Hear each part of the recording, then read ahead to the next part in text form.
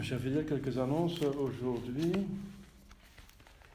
Le 24e dimanche après la Pentecôte, c'est le 3e dimanche de novembre selon Bréviaire, la 3e semaine selon Bréviaire.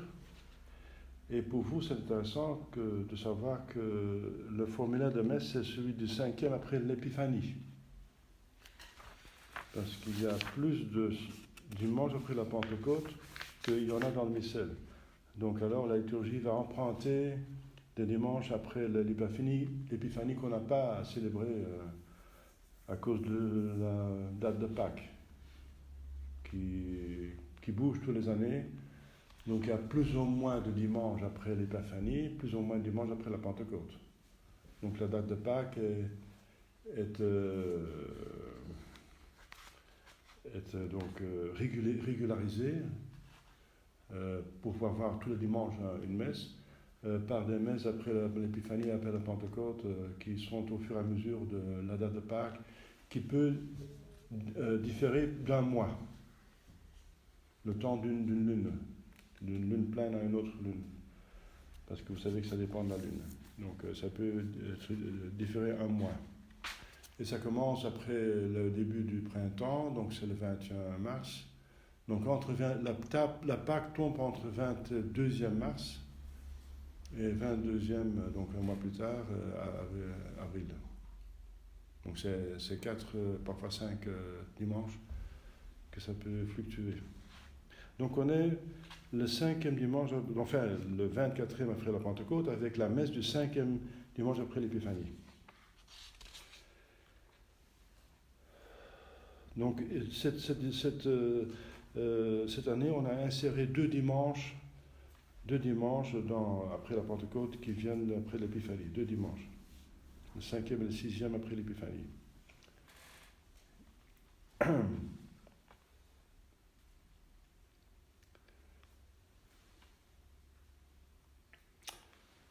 Donc le 7 et le 14 novembre, donc on est le 7 novembre aujourd'hui. Demain, lundi, de la Férie, mémoire des 4 saints couronnés, mais martyrs. Mardi, dédicace de l'archibasilique du Très Saint Sauveur.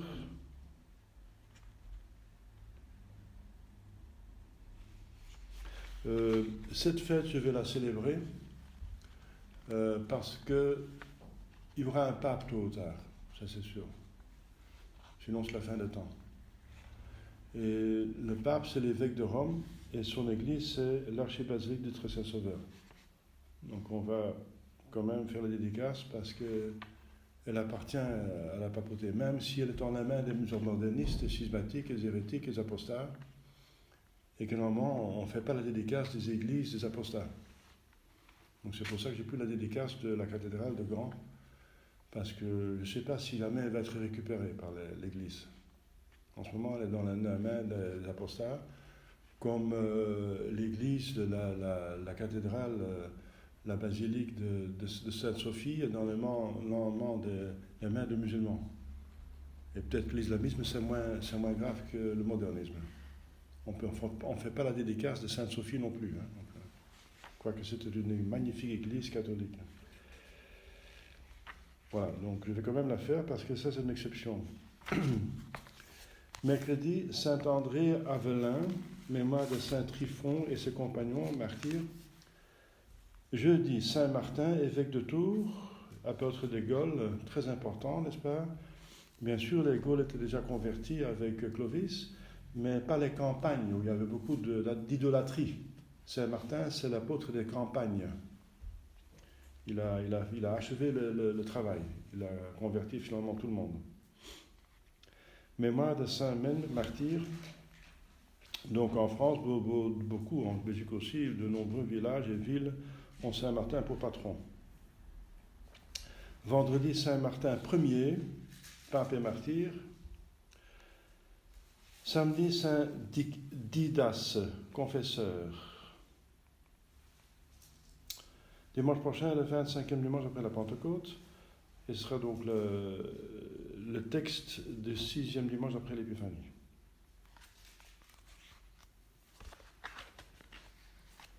Donc on est au mois de novembre, donc il y a encore des indulgences à acquérir lors de la visite, par exemple la visite des cimetières. Et toutes les indulgences que vous pouvez acquérir par ailleurs, même en dehors du mois de novembre. Au nom du Père et du Fils et du Saint-Esprit, ainsi soit-il.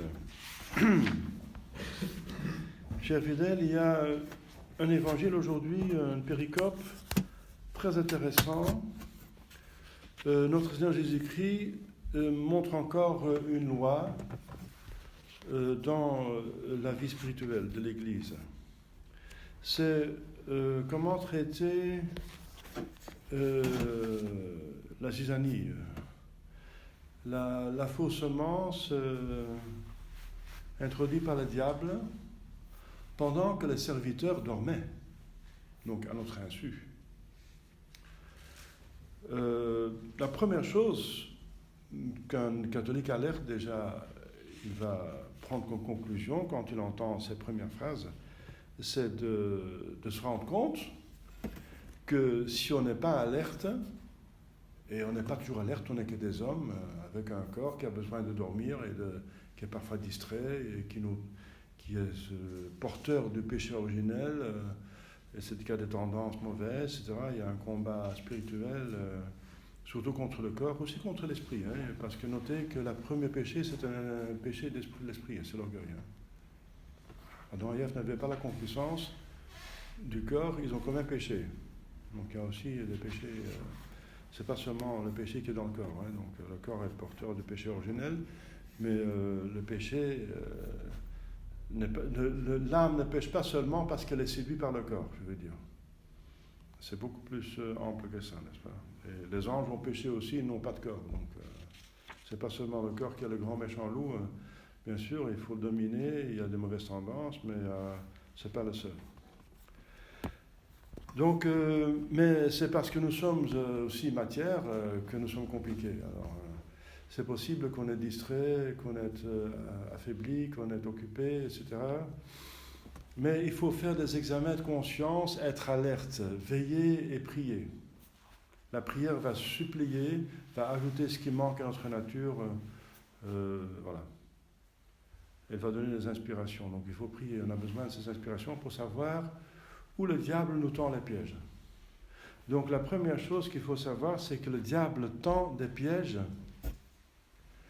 là où on ne se rend pas compte. Bien sûr, parce que c'est une intelligence suprême. Au niveau naturel, c'est la plus grande intelligence qui existe, qui a été jamais créée, n'est-ce pas? C'est la plus grande intelligence à part de Dieu. Donc il va pas faire, il sait très bien ce qu'il fait. Et, voilà. C'est beaucoup mieux que nous comment faire, comment nous attraper. Donc il ne faut pas essayer d'être plus intelligent que le diable. La grâce sera plus intelligente. C'est pour ça qu'il faut prier. Avec Dieu, on est plus fort, mais pas sans la grâce. Donc il nous examine. Saint Pierre dit qu'il rôde autour de chacun de nous. Et voilà, et ça rejoint ce que les pères de l'Église, les saints nous disent, qu'on n'a pas seulement un ange gardien envoyé par le bon Dieu, mais on a un démon délégué par Satan, le grand chef Lucifer, qui dit « Toi, tu vas t'occuper de cet homme-là ou cette femme-là. » Spécialiste pour votre cas. Donc il va prendre un démon qui correspond à votre cas. Et ils ont une intelligence déjà donc infuse, n'est-ce pas, intuitive, mais ils ont des milliers d'années d'expérience avec les hommes, avec des milliards d'hommes. Des milliers d'années d'expérience avec des milliards d'hommes. Donc ne pensez pas qu'ils ne savent pas qui vous êtes. Ils vous connaissent mieux que vous-même, malheureusement. Donc ils rôdent autour de nous pour trouver bien sûr un point faible, c'est normal, parce que pour prendre un château, ça intéresse, parle du château intérieur. Il y a un combat, donc il faut avoir un château. Notre âme doit être un château, n'est-ce pas? Protégé par l'armature de Dieu dont parle Saint Paul, l'armature. Alors, il faut un château, il faut avoir des défenses, des postes, des veilleurs, des gardiens, des soldats, des armes, des tactiques, des connaissances. Il faut connaître l'ennemi pour le vaincre. Pour vaincre dans une guerre, et on a la victoire. Tu écraseras la tête. Donc en principe, on a la victoire. Mais il faut encore la prendre, il faut prendre les moyens. La victoire nous est promise. Mais prendre les moyens. Eh bien, Jésus nous donne ici un petit aspect de ce combat contre le diable. C'est qu'une de ses tactiques, c'est de nous tendre des pièges là où on ne se rend pas compte. Alors, soyez conscients que le diable s'occupe de vous, jour et nuit. Il ne va pas dormir, lui, hein, il n'a pas de corps. De devoir dormir, ça appartient au corps. L'esprit n'a pas besoin de repos. Si on dit mon esprit est fatigué, c'est parce que l'esprit fonctionne par le cerveau, et c'est le cerveau qui est fatigué, c'est pas l'esprit. Votre âme n'est jamais fatiguée, c'est l'esprit. C'est pas l'esprit, c'est l'âme liée au corps, intimement. Et bien sûr, le cerveau, c'est de la matière, ça peut être fatigué. Et puisqu'on réfléchit par le cerveau, on peut être fatigué de réfléchir. Mais ce n'est pas l'âme en soi. Hein. Une fois qu'on serait sans corps, après la mort, on ne serait plus fatigué. Hein. Et après, ça n'existe plus. Donc ça n'existe pas. Donc nous, on est fatigués, mais les anges ne sont pas fatigués, n'est-ce pas? Jamais. Et les âmes séparées du corps non plus. Ça n'existe pas, la fatigue. Donc il est occupé, alerte, comme s'il a bu 5 cafés, n'est-ce pas? Le diable, il est alerte comme jamais, n'est-ce pas? Jour et nuit. Hein. Vous êtes un petit peu comme ça... après avoir travaillé ou c'est la fin de la journée. Mais le diable n'est pas, n'est-ce pas? Il rôde autour de vous et il attend vos faiblesses, c'est sûr. Si vous êtes un homme, une femme, une personne de bonne volonté, il va changer de tactique, bien sûr, que par rapport à une personne qui a décidé de pécher mortellement. Bien sûr, là, le diable va dire carrément, allez, prends encore une autre femme, fais encore pas encore de la bière, va encore boire, va te souiller, fais ceci, fais cela, donc va encore mentir, voler, n'est-ce pas, tromper les gens, les embêter, etc., etc., etc. Carrément, il vous donne des occasions pour exercer votre malice, ici et c'est ça. Mais pour une personne, comme la plupart des gens, les fidèles sont quand même, ce sont des personnes qui ont décidé de faire le bien, ils changent de tactique. Il va chercher bien sûr le point faible, il va avoir beaucoup plus de travail, il va voir nos points forts aussi, pour les exagérer, parce qu'il sait très bien que la vertu se trouve au milieu. Ça c'est un piège très classique, et c'est très, il est malin. Hein. Donc la vertu se trouve au milieu. Et si on exagère une vertu, ça devient un vice. Ah, très intéressant pour le diable. Donc il va pas seulement regarder nos faiblesses, mais aussi nos vertus, nos capacités, nos qualités, pour les rendre très grands dans notre pensée, parce qu'on apprécie sa propre, ce qu'on peut bien faire et ce qu'on aime.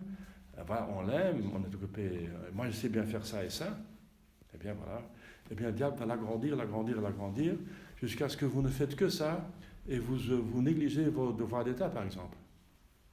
Comme une femme qui est très pieuse et qui va être tout le temps dans l'église, et va négliger son mari et ses enfants. Ah, qu'elle est pieuse. Ah, il faut être pieux quand même, dévoué à Dieu, etc. Il faut prier, bien sûr.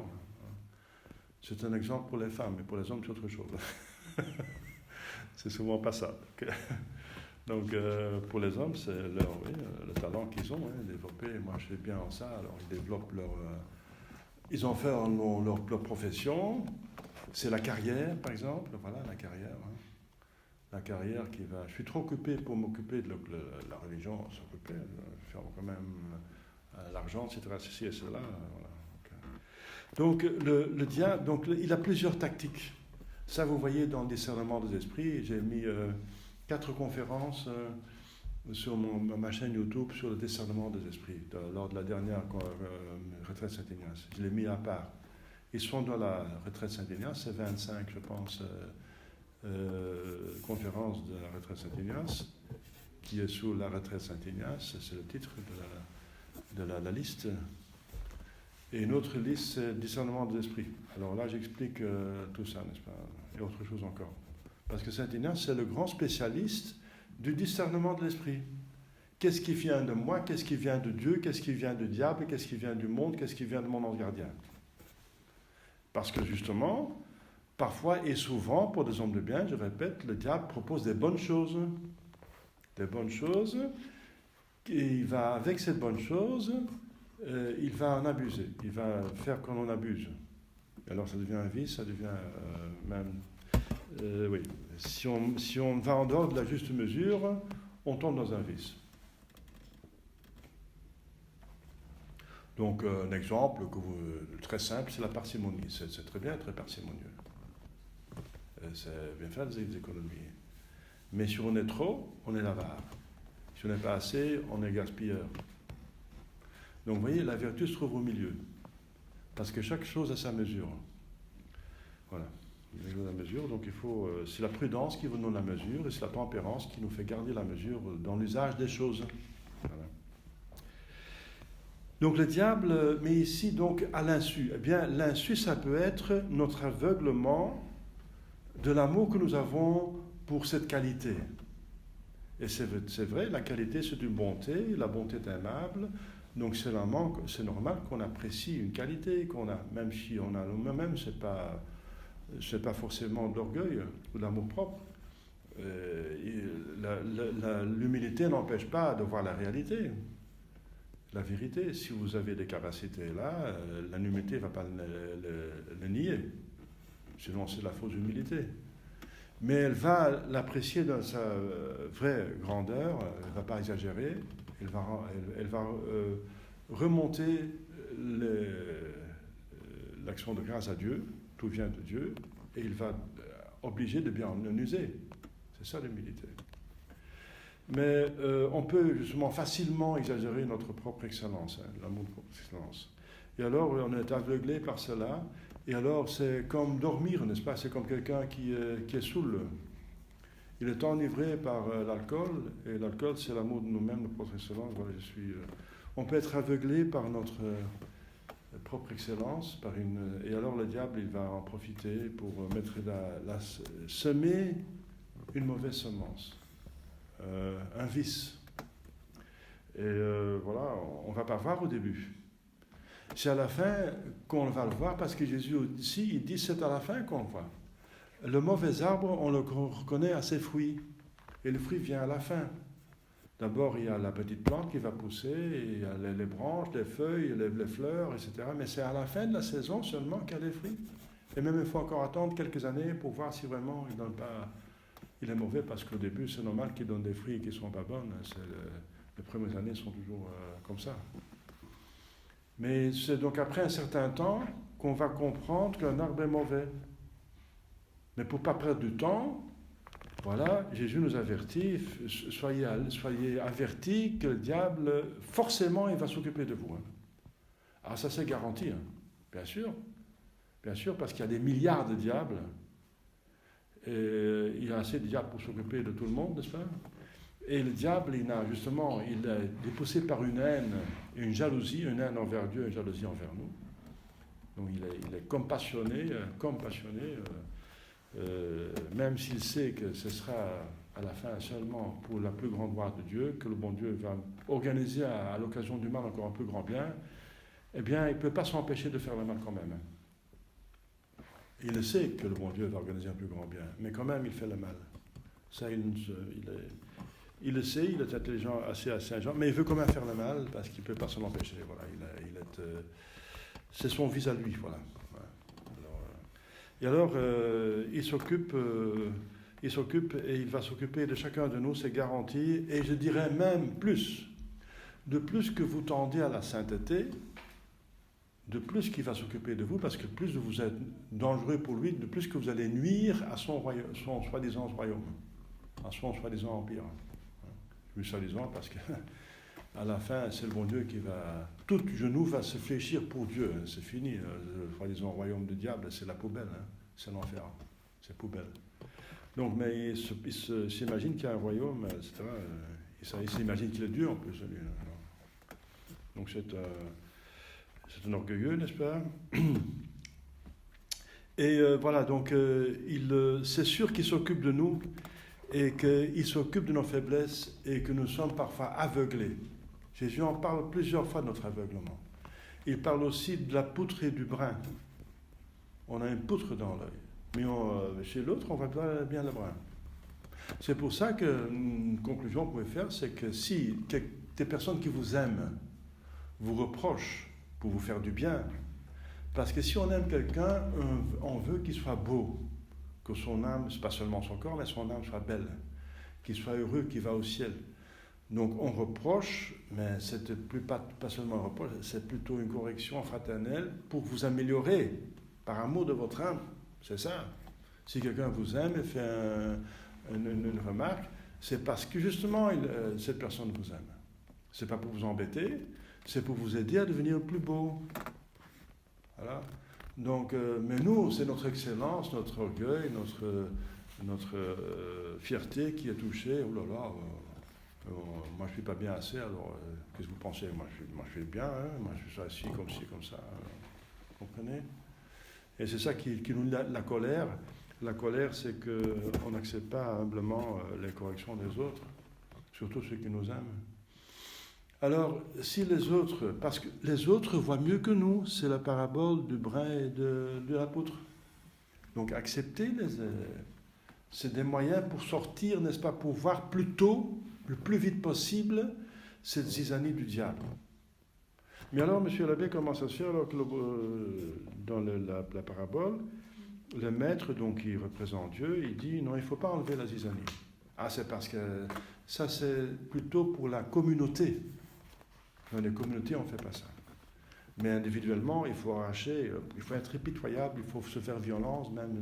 Seuls les violents vont conquérir le royaume des cieux, dit l'Évangile. Les violents. Il faut se faire violence. Donc il faut éradiquer les vices. Qu'on ne touche pas à la zizanie, c'est dans une communauté. C'est dans une communauté où parfois on peut faire plus de mal que de bien. Si on va, quand le vice est déjà enraciné, qu'on va encore vouloir l'enlever et qu'on va voir que ça va nuire au bon. Voilà. Que ça va nuire au bon, que ça va les scandaliser, ils ne vont pas comprendre, et voilà, et ça va scandaliser, ça va faire du mal. Voilà. Donc si enlever un mal, c'est un bien, mais si ça cause par ailleurs, donc pas un mal, il faut commencer à juger si on va, en intervenant, pas causer un plus grand mal. Et voilà, donc ça peut arriver, n'est-ce pas? Et c'est comme ça que Jésus-Christ dit, c'est plutôt pour les pasteurs, n'est-ce pas, pour ceux surtout pour les parents, essayez quand vous voyez un mal dans une communauté, intervenez parce que vous êtes responsable, faites ce que vous pouvez, mais considérez tout, n'est-ce pas? Considérez tout. Donc, voilà. Mais individuellement, il faut être impitoyable. Hein? Impitoyable. Il faut, si vous voyez un vice, c'est pas question de dire, j'ai lu dans le parabole de Zizanie qu'il faut laisser comme ça, donc je laisse le vice. Ah non, ça ne marche pas comme ça. Hein. J'ai développé un vice, je suis empêché à tel péché mortel, mais le bon Dieu a dit que je ne dois pas laisser faire. C'est trop tard. J'ai développé une mauvaise habitude. Ah non, surtout pas. Non, ça c'est encore le diable qui va utiliser l'Écriture sainte pour vous coincer. Hein. Parfois, il a vu l'Écriture sainte. N'oubliez pas qu'il a tenté notre Seigneur avec l'Écriture sainte. Donc, voilà. Donc, le diable, il s'occupe de nous. Il est plus intelligent que nous. C'est un stratège, donc il va utiliser une tactique. Il va chercher nos points faibles pour s'attaquer à votre point faible, bien sûr, mais il va aussi considérer vos qualités pour pas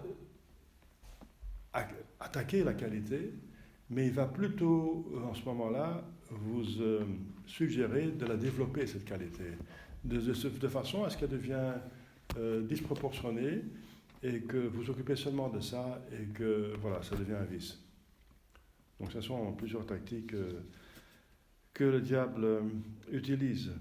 Donc, pour nous, c'est intéressant de savoir que il fait ça à l'insu et qu'il va nous prendre là où on est faible, on n'est pas alerte. Donc faites l'examen de conscience, soyez alerte, soyez avertis. Un homme averti en vaut deux, c'est ça. Demandez à votre ange gardien de vous avertir. C'est pour ça qu'il faut prier. Que votre ange gardien, la Sainte Vierge, Saint Joseph, Saint Patron, vous inspire, vous donne une idée, une vue, n'est-ce pas, une vision, une compréhension de ce qui se passe avec vous. Et parce qu'on est aveugle, plus. Une autre chose encore, c'est qu'on aveugle, on a du mal à voir ses propres vices et on va toujours chercher à justifier les vices en parlant d'une qualité qui est peut-être aussi en enjeu. Mais on voit seulement cette qualité qui est en jeu, on ne voit pas le vice qui est en jeu. Donc soyez alerte, prenez ça au sérieux. C'est le travail le plus important, c'est le travail de sanctification, n'est-ce pas? Donc cette parabole de Zizanie, la deuxième partie, comment il faut la traiter, c'est surtout en communauté qu'il faut voir, qu'on ne va pas faire plus de... Par exemple, quel exemple pour donner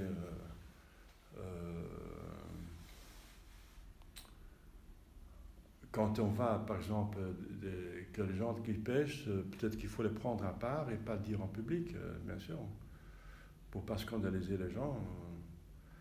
Il faut corriger le mal. Hein. Il faut corriger le mal, mais peut-être pas en parler publiquement. C'est un exemple. Pour ne pas scandaliser sans nécessiter les gens. Donc si on corrige quelqu'un ou quelque chose, essayez de le faire sans que les autres le sachent. C'est la médisance finalement, hein, de parler du mal d'un autre si les autres n'ont rien à voir. C'est la médisance. Voilà. Voilà, donc, chers fidèles, prions pour être alertes, pour être plus forts que le diable. Et surtout maintenant qu'il est déchaîné. Hein. Donc, ce dernier siècle, il est déchaîné. Par les péchés des hommes, il a plus de pouvoir. Le monde est plus développé, la technique est au service du péché. Donc, on a affaire à des ennemis redoutables. Donc, il faut être alerte, n'est-ce pas? Contre soi-même, ses propres faiblesses, contre le monde qui est utilisé par les personnes qui organisent le péché, et par le diable lui-même qui s'occupe de nous jour et nuit. N'est-ce pas, qui est invisible et le plus intelligent. Voilà, demandons à la Sainte Vierge, n'est-ce pas? Sainte Guénon de Montfort dit que de plus qu'on est unis à la Sainte Vierge, de plus qu'on a les grâces pour voir les astuces des démons et plus fort pour les repousser. Voilà, c'est ça la solution. Encore la solution, la Sainte Vierge. Voilà. De plus qu'on est voué à la Sainte Vierge, de mieux qu'on voit les astuces du démon, les embûches du démon, et de plus qu'on est fort pour les repousser. C'est elle qui est désignée pour casser sa tête, écraser sa tête. Demandons surtout la Sainte Vierge pour nous aider dans ce combat et avoir la victoire. Au nom du Père et du Fils et du Saint-Esprit, ainsi soit.